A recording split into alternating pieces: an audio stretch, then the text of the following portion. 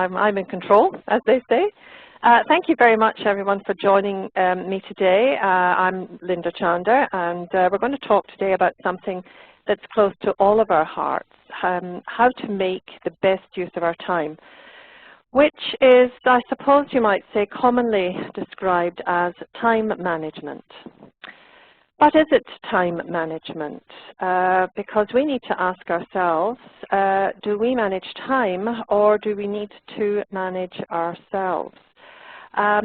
Because really, when you think about it, we're all given the same number of hours in the day, the same number of days in the week, and yet some people seem to get all their stuff done, and some people just seem to collapse under the weight of it all. For those of us who have to run to keep up with everything that we have to do, being efficient would seem to be the ideal. Lots of people talk about being efficient. After all, that's about getting things done quickly, isn't it? Well, it may be. I suppose being efficient is one way to get through all we have to do, but we have to ask ourselves, is it enough? The fact is, it's not about how to do as much as possible in our day. It's really about choosing to do the activities that will allow us to make the greatest progress, and those things that have to be the highest priority. In other words, we need to be doing the right thing. And of course, we need to be doing it at the right time and in the right way. Now, in answer to the question, time management or self-management, I suppose, we need to start by becoming aware of our own work practices, and in our habits in particular, because we rely on our habits to make light work of daily tasks. For example, and I'd like to ask you this, how do you brush your teeth? Do you brush from side to side or up and down or up to down? What about putting on your jacket? Do you put your right arm through first or your left arm? And the same with tying shoelaces. Most of us, for most of us, these behaviors are shortcuts. We do them without thinking because we've done them so often they become automatic. They're a quick way for us to get to where we want to go and to do what we have to do without much effort of thought, which is really the problem, because pretty soon our habits end up controlling us. They determine how we tackle tasks, how we approach problems and difficulties. In effect, they dictate our outputs. And in the process, sometimes it's easy to overlook when they don't work, which of course we all know happens. This program today is about identifying some of our habits of time management and reappraising them so that we can reclaim our lives. Now, for every one of us, the amount of control we have over our time will vary according to the degree of autonomy that we have in the work we do. For some of us, our work is about supporting others, so we'll have a limited amount of control over our time. For others whose work might be project-driven, we need to decide how and when we'll work and what we do during that time. And for the rest of us, it's somewhere in between. Whatever it is, our approach to managing time is going to differ. So what I'd like you to do now is on this, I've drawn a continuum here, and I'd like you, if you would, to click on your highlighter pen, and when I tell you, I would like you please to mark on your on this line where exactly on that continuum you think your work puts you. So I'll give you a couple of minutes to do that, please. And there, I'm going to start by, I'll put it probably up here, I think. So we've got someone who's identified total control. Okay, that's very good. What about the rest of you? Have a think about that. And I should ask you, once you've done it, if you would click on the highlighter pen again, and that will take you or stop you from doing it anymore. Anyone like to identify where they might be on that continuum? Remember, where you have complete say or total say in the work that you do, or no say at all. You have to do what other people tell you. Don't forget that it might be hidden underneath the audio broadcast box. So you might need to shift the audio broadcast box, and then it will reveal the highlighter pen. Okay, up on the top left corner. Thanks, Michael. Under the Quick Start link, you'll see a pencil-shaped icon. And if anybody would like to mark that in? No? Okay, that's fine. Is anyone having trouble finding? Oh, that's Michael. That's all right then. We can move on. Suffice to say, I think everyone is probably somewhere in the middle. Oh, Tracy, you can't access that. That's a shame. I'll let Michael perhaps direct you. Is it grayed out? Yes, it is grayed out. It is grayed out. Just one second. I'll see what's going on. This should not.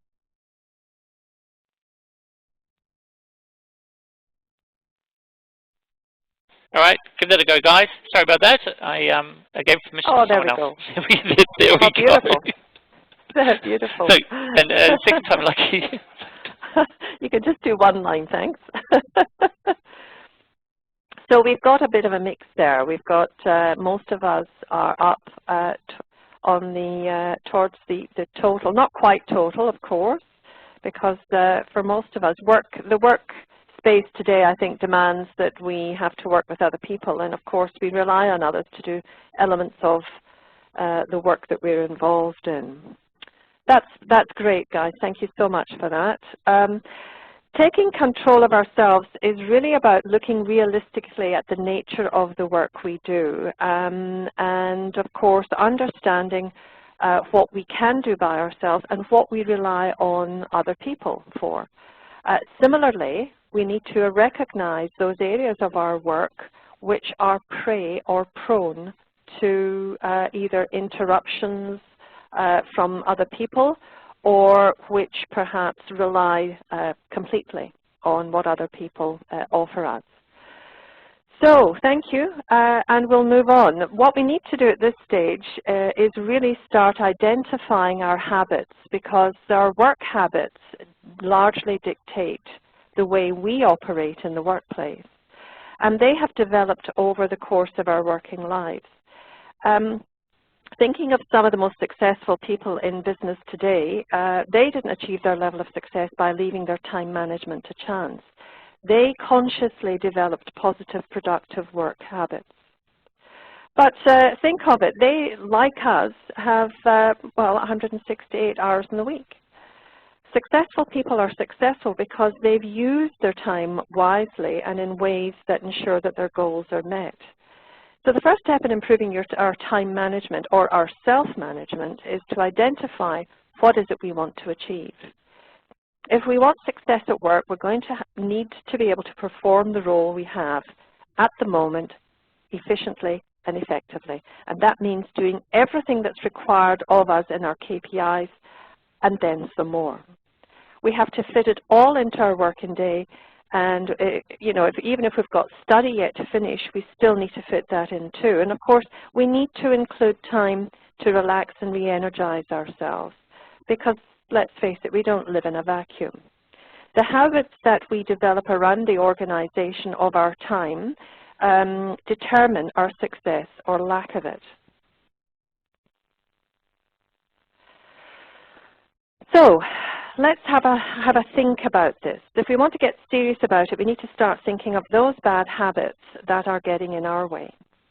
Poor personal organization is one of the most insidious of habits, and it's insidious because many of us believe we can't help it. That's just the way we are. And the effect it has on our working day is so far-reaching that this one alone can stop us from reaching our potential. The fact is that people waste about 2 hours of their day, and some of the signs that we can recognize are when there's a messy or cluttered desk, or the files aren't organized, when they can't find things, for example. And this can often result in missing appointments and maybe needing to reschedule them, taking more time out of our day.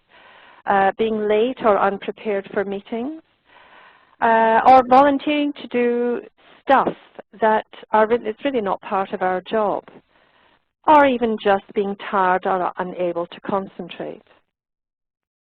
All of these are easily solved with a little self-examination and the right attitude.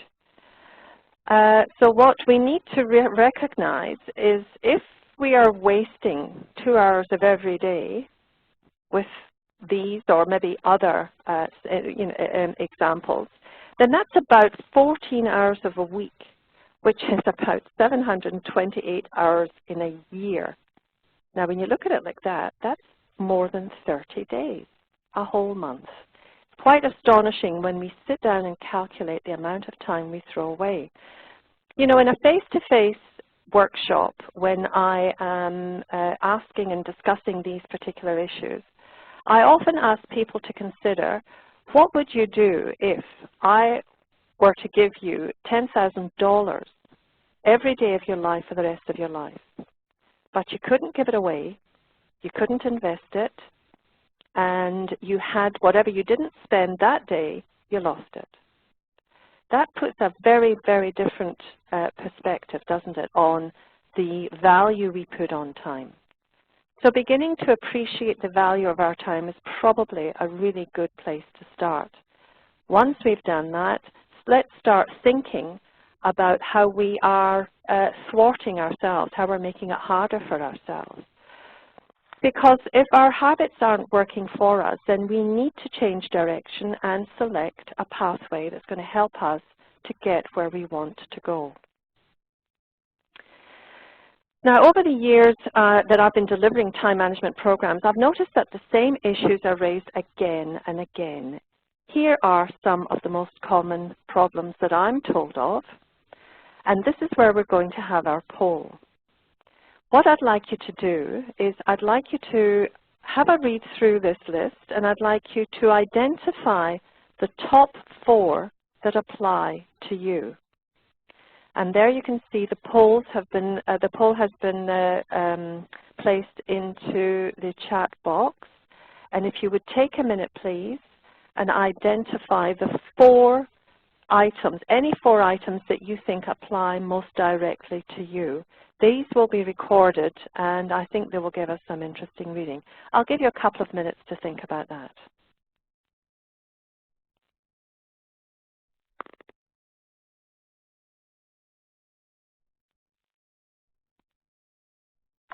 Again, with this poll, don't forget, once you've selected your 4 items, to click Submit so that your results go through.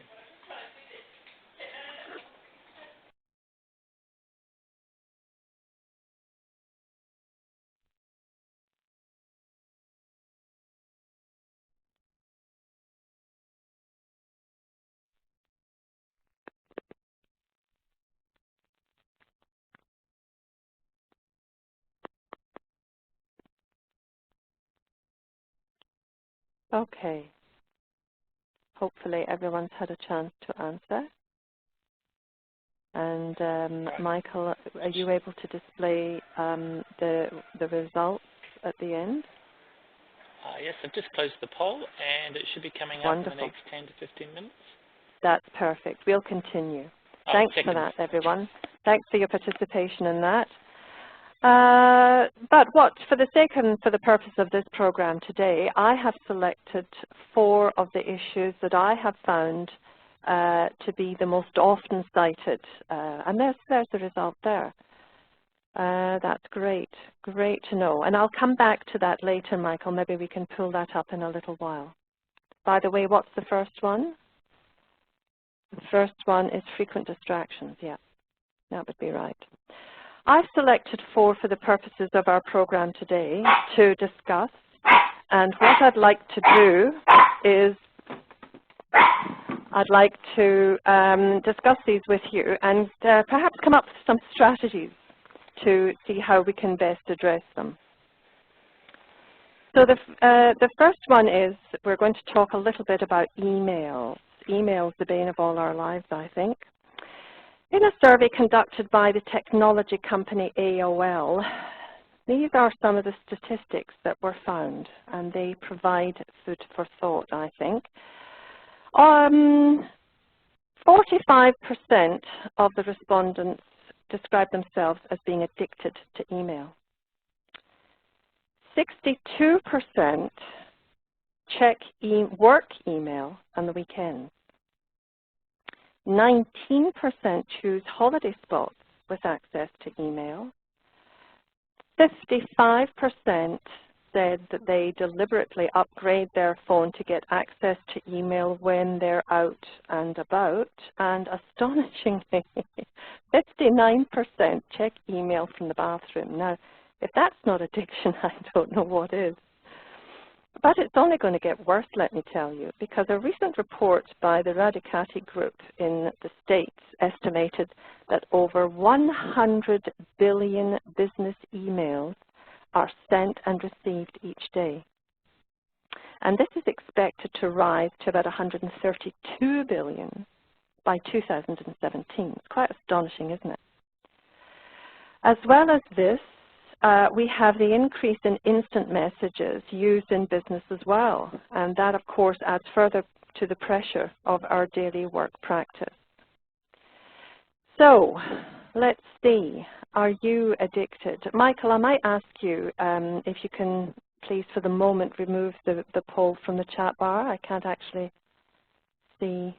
If everyone would like to just minimize it, there's sort of a downward arrow, and you can close that, and then you can open the chat. Lovely. That's great. Thank you for that. So, right, are we addicted? Well, if, like most people, you check your email more than once an hour, even when you have finished your work, perhaps we need to consider that. Also, you might like to think about looking at every message that comes in as it comes in, either at or away from the office. Are you the one who sits on your computer and watches for the little icon to appear? Perhaps you feel the need to respond to messages instantly or within minutes of when they arrive. Maybe you interrupt real in-person activities regularly to deal with email. Or has email in some way interfered with your regular life? Perhaps sleep loss, late nights, even relationship troubles, stress. There's so much. It is insidious the way it affects us, and when you think about the way we deal with email at work, we have to ask ourselves, are we being as effective using this tool as we could be? Because once we read an email, that doesn't automatically mean, of course, that we act on it. Sometimes we put it away, mark it as unread, so that we don't forget about it, so that we can go back in later and read it again. And of course, when you do that, the stopping and starting, looking at it, etc., that whole process can take 2 or 3 minutes. Some studies even cite it takes as high as 10 or 15 minutes to get your head back into the zone of where you were before you were interrupted. Now, add that to the time wasted by reading the email a second or a third time, when we come to deal with it, and you get to see how inefficient we're being with our own time. Now, if we, which is not unusual, if we get 50 emails a day, that's say 4 minutes is taken out for each time we interrupt to read it. That's 200 minutes, which equals 3 hours of a day. Now, if you multiply that by 5, that's 15 hours, i.e. nearly 2 days in our week wasted due to the interruption and rereading of emails. Emails also a distraction because when we don't like a task we're performing, we use checking our email as an excuse. And we tend to mislead ourselves into thinking that we're actually working effectively. So I've got a few hot tips for you here, tips that I have found that work and that are quite simple and easy for you to implement. The first one I would say is to turn off the alerts. Sounds a little bit simplistic, doesn't it? But the fact is, it's so easy to be distracted by the sudden appearance of that envelope in the corner, or the dinging of the bell, you know, the sound alert that announces a new email message. But we need to make sure that we deal with email only at a time that suits us. So if it's on, it means that it's constantly interrupting us.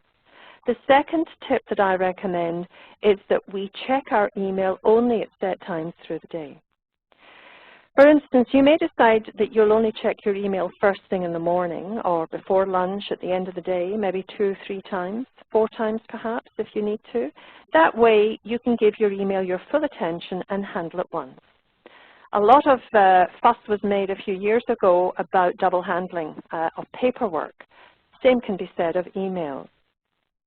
Respond if you can, schedule your things you need to, and for longer detailed answers that require additional work and information, schedule that in your diary or in your work schedule. Another tip is check your email during your low energy period. I'm going to talk a little bit about that to you later on in the session. And what that means is that you allocate the time in the day when you are perhaps not able to deal with focused, concentrated work. Simple, easy tips which can make a tremendous difference to your work day. Another thing that we can be helpful and we need to do is we need to start thinking about changing expectations, because we need to educate our clients and our colleagues about how we want our email to be used.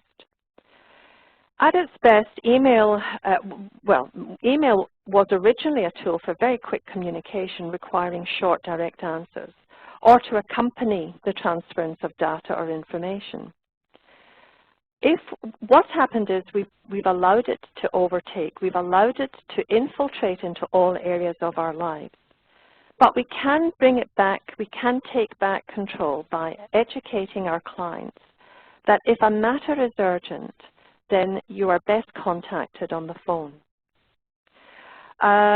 It's another thing that can help as well is when the subject box is clearly marked, in terms of the topic, what the email is about. If it's in reference to current work underway, then ask them to insert that in the subject line. We can also discourage sending long, overly complex emails. Really, if we want to send a long document, then it should be sent as an attachment and flagged in the opening paragraph of your email. And if the matter requires an answer, then get them to flag that too by including a please reply or awaiting response in the subject line. All of these things can make email handling so much more efficient and so much more effective. Some of us are a little lacking in confidence when it comes to confronting our colleagues or our managers indeed, or our clients even, about their email habits. I think if it's presented to them from the perspective of, this is the best way to get in touch with me, then it might be a little more acceptable. Christopher, I see your question there. Would not constant phone calls cause the same interruptions? You're absolutely right. Now, what you would normally do, and what I normally cover in a full-length time management program, is I would recommend that blocks of your day are blocked out, if you like, for uninterrupted work. You work with colleagues and they take over your phone for a period, for 1 or 2 hours while you're having your focused work time, and then you return the favor at a time when you are able. This works tremendously well when you're in an open office and when you've got colleagues nearby. Now, I don't know your particular circumstances, Christopher, but if it's at all possible, I urge you to give it a go and see if it works. And I'm happy to answer some questions at the end of the session if you're still a little unconvinced by what I've said.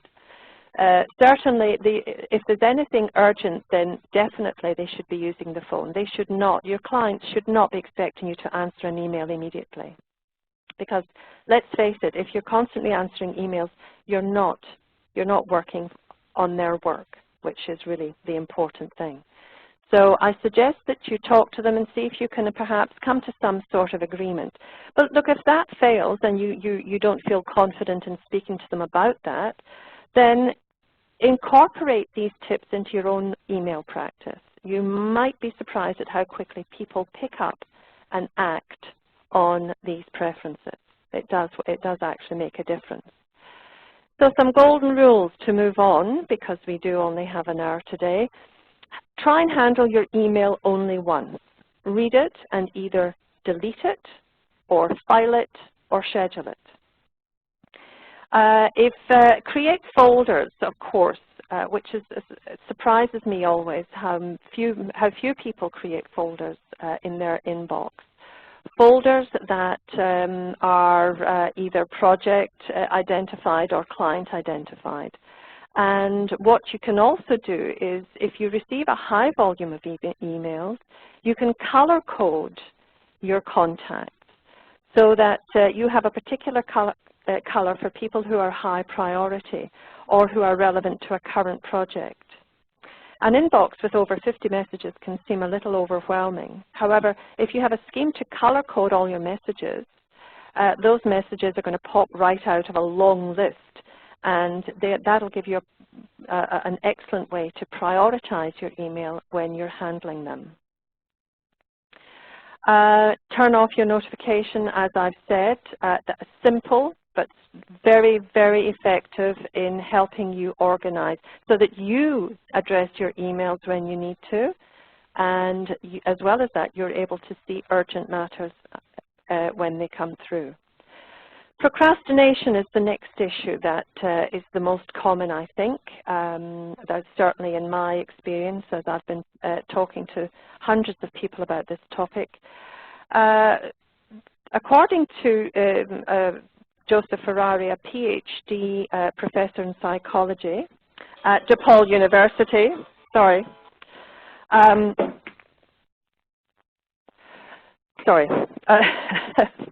phone ringing there. Real procrastinators tell themselves 5 lies. I'd like you to ask yourself if you ask any of these. They overestimate the time they've left to perform tasks. They underestimate the time it takes to complete tasks. They overestimate how motivated they will feel the next day or the next week or the next month whenever they're putting things off to. They mistakenly think that succeeding at a task requires that they feel like doing it. And they mistakenly believe that working when not in the mood is not helpful. Now have a look at those, and I'd like you to ask yourself, are you guilty of any of these? Do you find yourself trying to convince yourself of these things? They are certainly, they're relevant. They certainly affect a lot of people, and you will find that people who do procrastinate have a very poor concept of how long things take. Now that makes a difference, so they're quite happy then to put it off. Now there are many causes of procrastination, as many as there are ways to procrastinate. Identifying which one you are prone to is a good place to start tackling the problem. Have a look at these here, and I'll give you a couple of minutes, and I'd like you, if you can or if you're happy to, please identify which of these do you think is most pressing for you. I'll just give you a couple of minutes to think about that.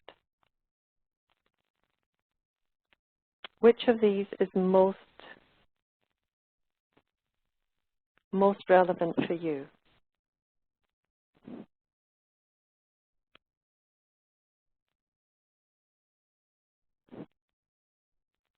Any comers? Anyone like to? I think it does take a couple of minutes to process through. Anyone happy to identify?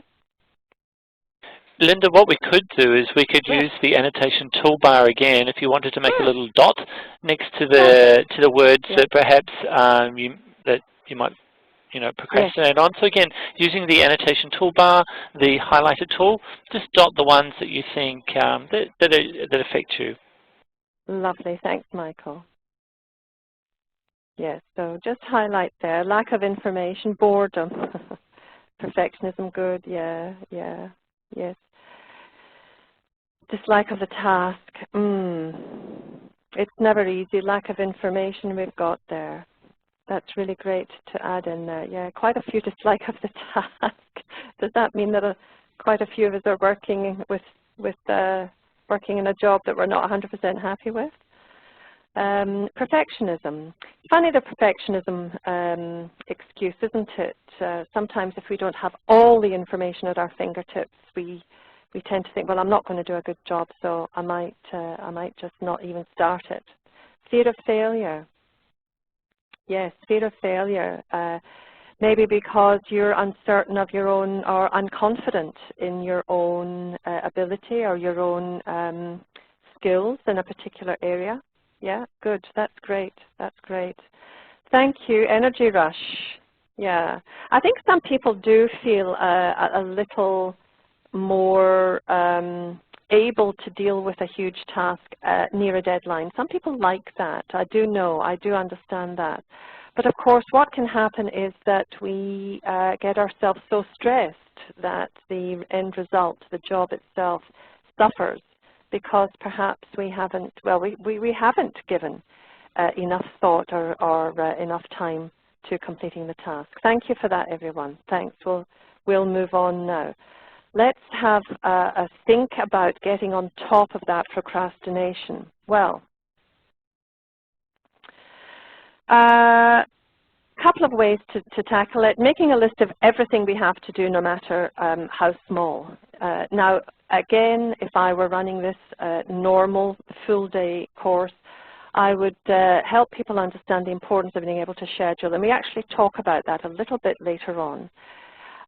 When you make a list of everything you have to do, I think when you give it a glance and look through the list, and we're able to then follow the 80-20 rule. Of course, the 80-20 rule, Pareto principle, 20% of our effort can produce 80% of the results required. When we remember that, we realize that a few hours of concentrated effort is going to deliver most of our outputs for the day. Working on that principle relieves us of the pressure of having to perform at the same level of concentrated effort all day, which of course is impossible for most of us.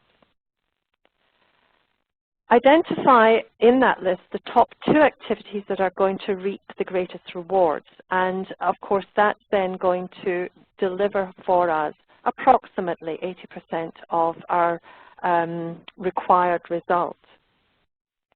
When we prioritize the items that are going to make the biggest impact, and we act on them and start performing just those 2 to start with, what happens is we tend to generate energy. It's flow. Once we get into working on the 2 most important and actually break through the barrier of procrastination, it's amazing how quickly we can get through the rest of the list.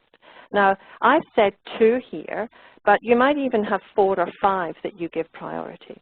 But that's okay, because by identifying them and highlighting them, we help ourselves stay and recognize the important stuff that we have to do. Engage in self-talk. We all engage in habits of self-talk. Self-talk that you know, we wake up in the morning with a tape in our heads. What kind of day is it going to be?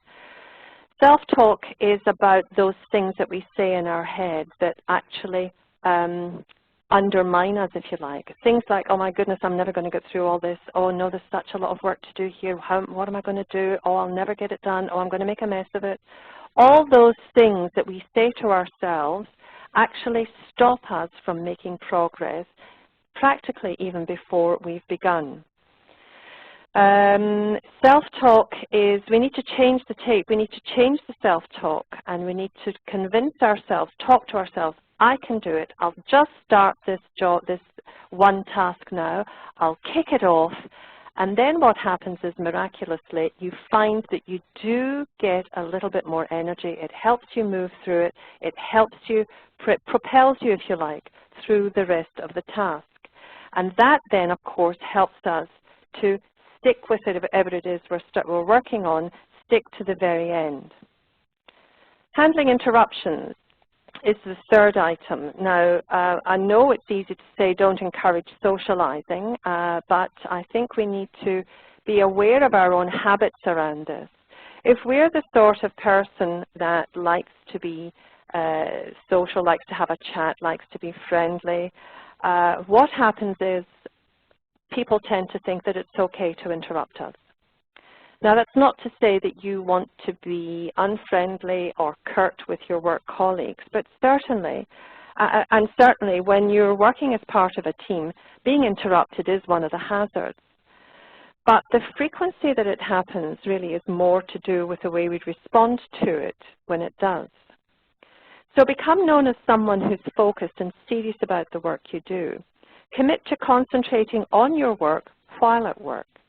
Be seen as someone who's friendly and courteous, but not necessarily someone who socializes. Keep that for after hours, maybe lunchtime or at a designated coffee break.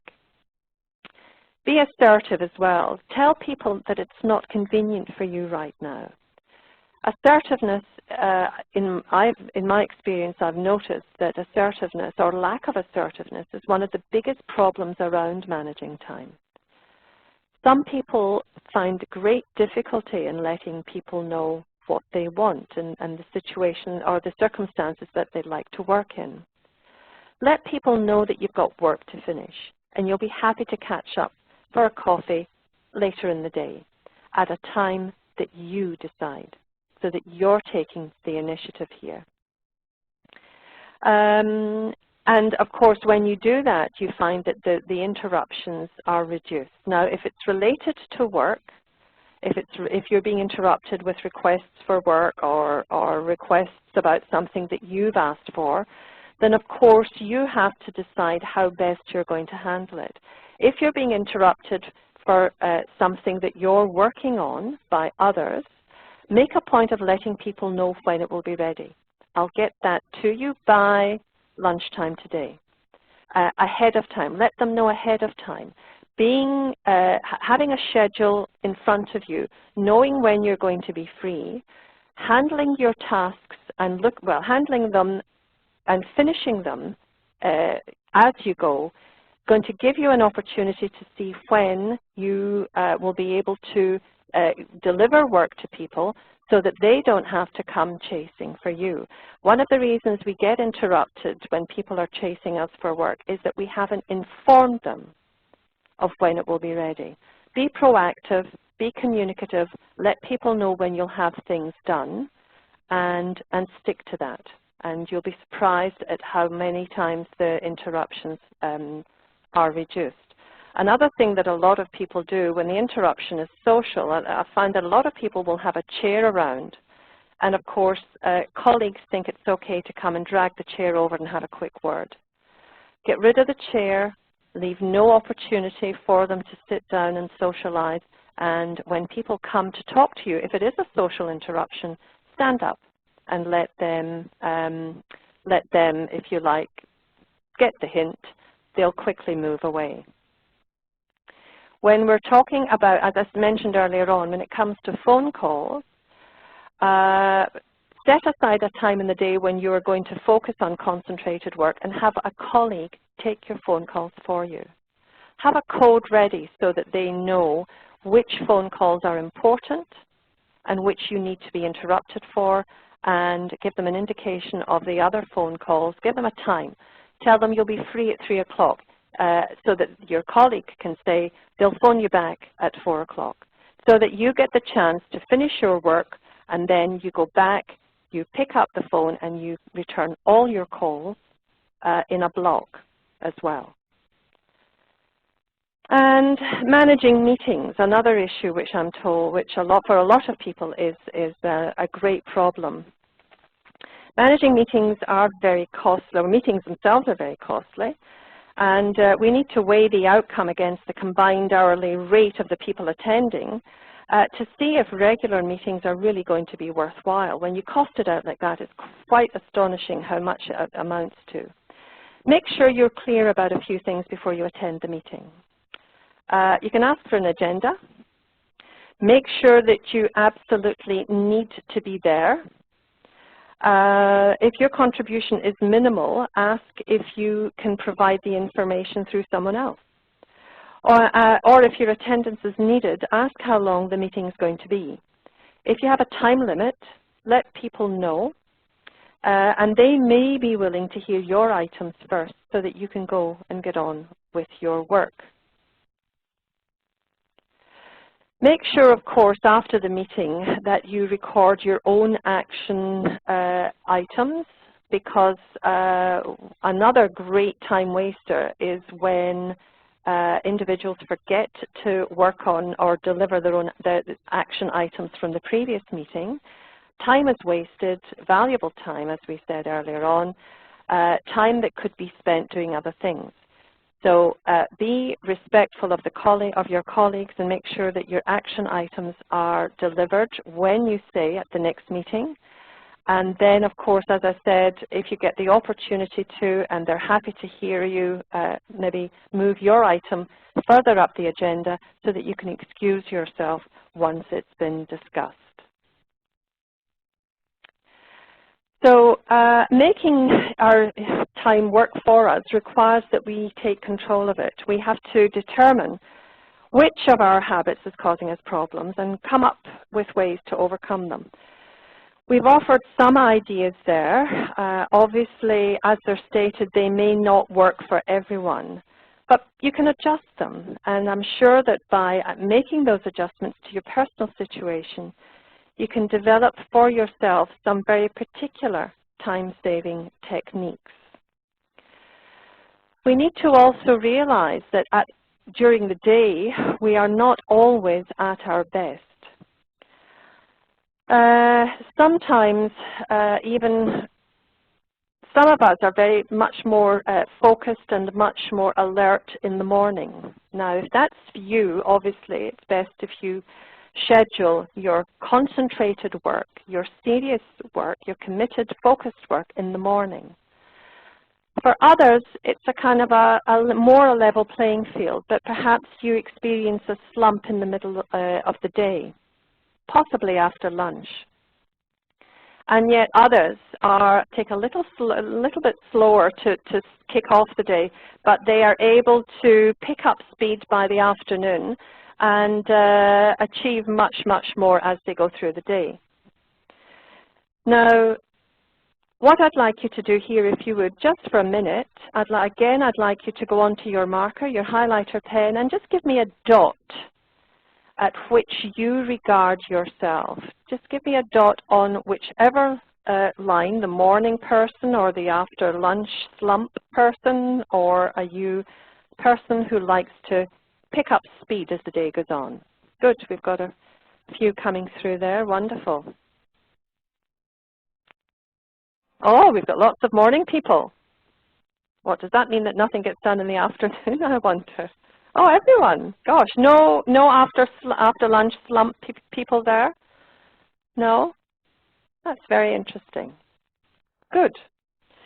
Well, what we need to do, thank you for that, and what we need to do is let that knowledge work for us rather than against us. So consider you're planning your day around our peaks and troughs. For example, as we said, we mentioned earlier that checking emails is better done when we have low energy, because that's something that can be done quite in a more relaxed fashion.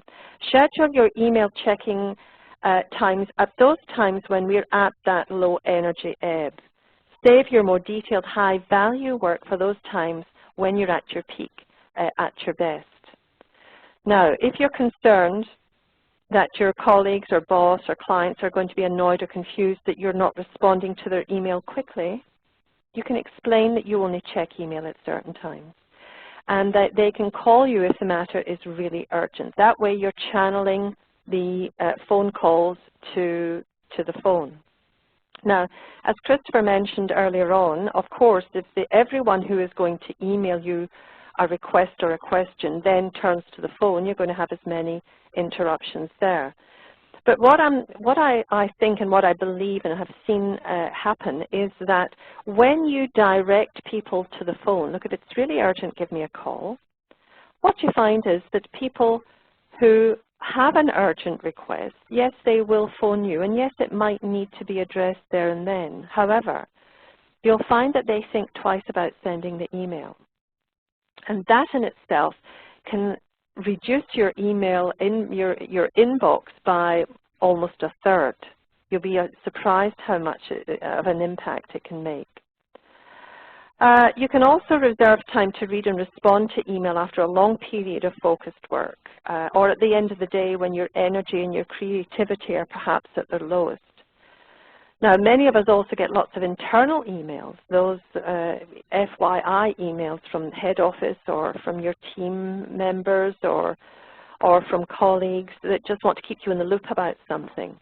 If you see your name in the CC field instead of the To field, chances are it's an FYI. Consider putting it in a To Read folder so that you can look at it, tackle it when you have the time.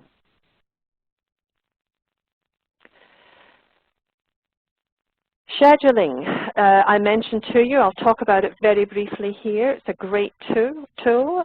Some people have a little bit of difficulty identifying how to do it best. Scheduling allows you to make use of the time you've got available. It enables us to fit in what we have to do and making sure that everything that we have to do gets fitted in. Before you can schedule efficiently, you need an effective scheduling system. Now, there are lots of different tools around, and obviously some of you are constrained by what your workplace uses. Whatever it is, we need to be thorough. We need to block in the essential tasks that we have to carry out. Now, you can schedule ahead, months ahead, and know that when those days come, you will be able to see that that's something for you to do. But we need to start with a high priority of the urgent tasks and also those vital housekeeping activities that we all have. Perhaps timesheets where there's a time deadline on it, you have to get them in. Make sure you schedule time to do that. Block in appropriate buffer time. Now, one of the biggest problems with scheduling is that some people tend to schedule too tightly so that everything gets bumped up against each other. That way, when something runs over, your whole schedule is thrown out. Make sure you give appropriate buffer time, either 15 minutes or half an hour between each of the high priority tasks so that that can be absorbed if it runs over. Then, of course, you go on to schedule the activities that address your priorities and your personal goals. And don't underestimate the importance of scheduling your own personal goals, your own personal objectives. It's amazing how many of us end up spending more time on our work, more time than we expect to and often want to at the expense of our personal life. By scheduling personal activities, we also have the opportunity of introducing balance, which is a really, really important part of that.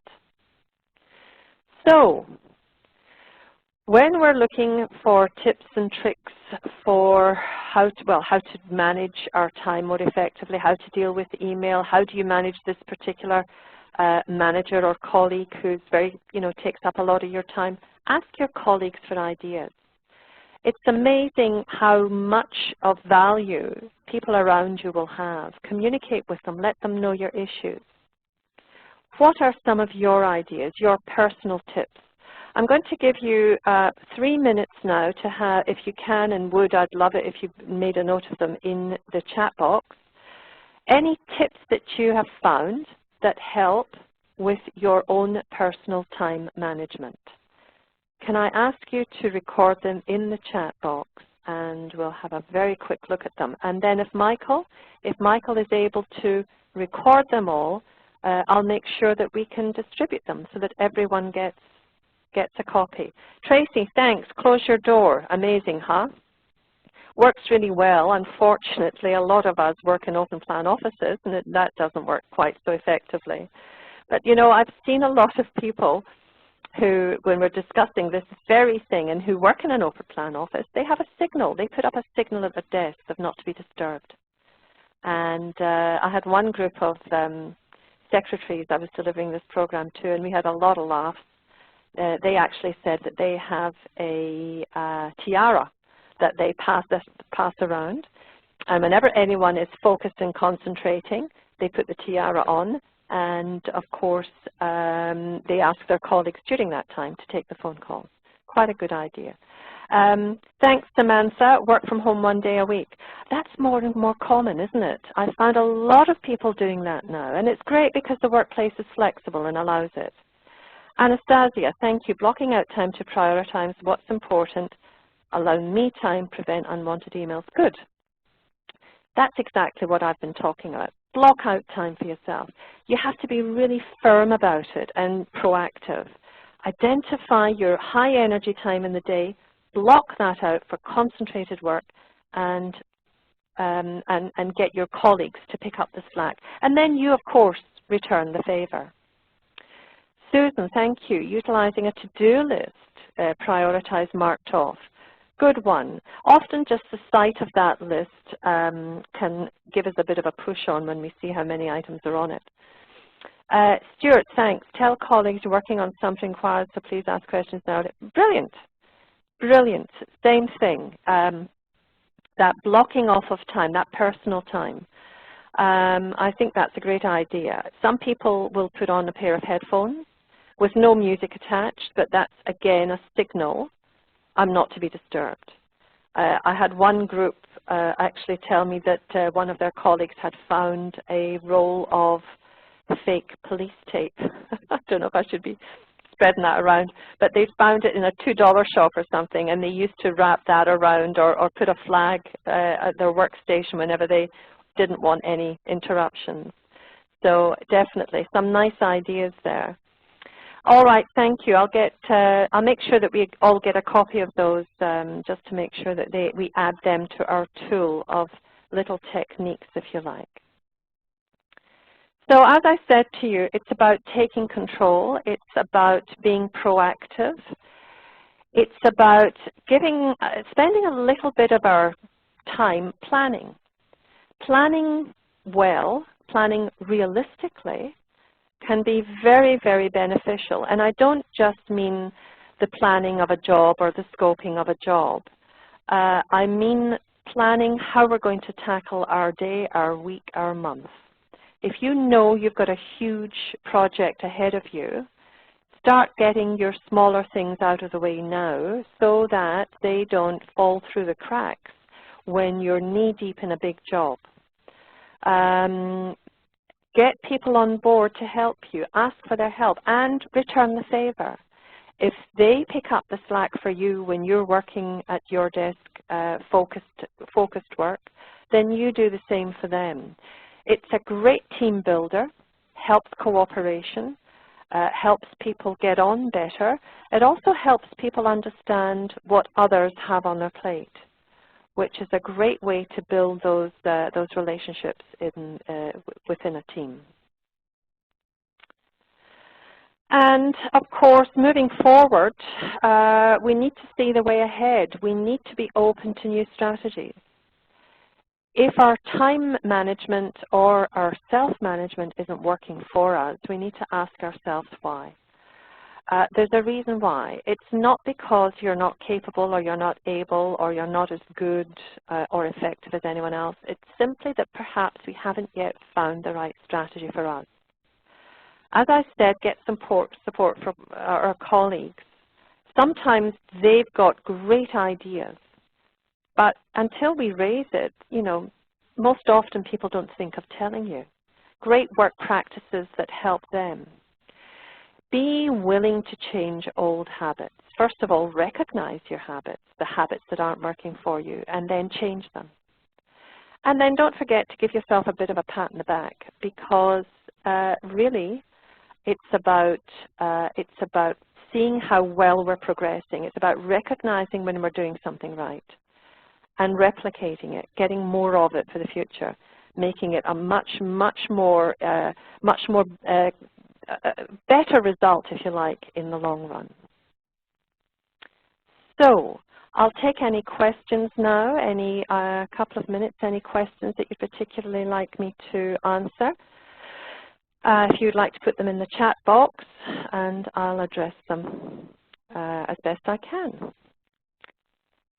So anything that you would like to ask, anything clarified, please feel free now. And in fact, I think my, I don't know if you've got my email address there, but if there are any questions, I'd be happy if you wanted to contact the Institute. They'd be very, very happy to send it through to me. So do we have any questions? I'll just give it another minute. What if my colleague refuses to help out? Well, someone's asked, what if the colleague refuses to help out? Sometimes, I know that can happen, and I know certain workplaces can be a little uncooperative. I think if that's the case, then I think you're on your own, and I think you just have to develop your own personal work practices. But what that might also require is that you perhaps develop your assertiveness, how to develop boundaries where you have to insist that they respect your time, your space, and also, of course, you would have to respect theirs. We can't force our colleagues to help us, unfortunately. Any other questions you'd like to ask? I'm happy to. Okay, here's Christopher. If the 80-20 rule applies in this issue, time management, or ensuring you prioritize what you actually do, if the 80-20 rule applies, is the issue time management or ensuring you oh, I see, or is it one of prioritizing? Well, it actually comes down to the same thing. It really does come down to the same thing. It's about keeping all this stuff in your head at the same time. I mean, one does not work without the other. The 80-20 rule is a general rule of thumb that I think applies to in most areas, not only of business but of life.